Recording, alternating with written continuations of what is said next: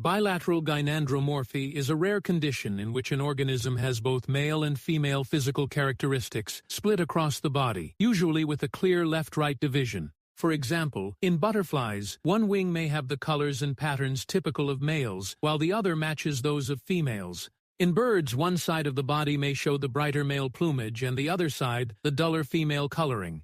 In some insects and crustaceans, the difference can extend to size, shape, or even reproductive structures. This happens because of an error during cell division early in development, causing some cells to carry male chromosomes and others female chromosomes. The result is a mosaic body that is literally half male and half female.